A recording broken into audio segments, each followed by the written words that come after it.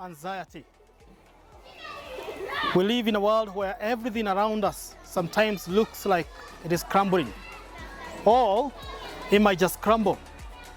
We get worried about whether we will get jobs, or whether we are going to keep them, whether we are going to get spouses, or whether we are going to keep them. We get worried whether our business is going to last for more than a year, or even for the next phase. And it's not just those who are not believers. Even those who are believers are also caught up in anxiety. Well, this is a call from Paul from the book of Philippians chapter 4 and verses 6. He says, do not be anxious about anything. Anything? Yes. Even the worst of all things, do not be anxious about it. Well, if Paul stopped there, that would be a motivational talk. But he gives us the antidote for our anxiety, which is, he says in the next portion, what you are to do instead of worrying is actually to turn to God in all kinds of prayer.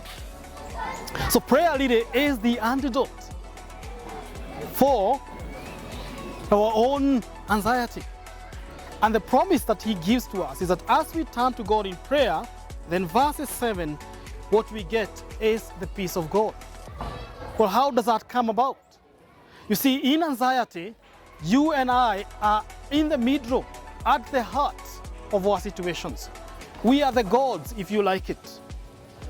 But in prayer, we lay it down to the Lord. As Peter would say, casting all our anxieties to God because He cares. In prayer, we take our burdens to the one who is able and to the one who can. And we ask Him to be in charge of it. And that is what actually gives us peace. Peace knowing that one who is in charge, one who is capable, is actually in charge of them and not me. That's why it is not that prayer works. No, God works. And because God works, He tells us we can turn to Him in prayer. What are you currently worried about? What are you thinking about? What is weighing you down? Could you turn to the Lord in prayer? Amen.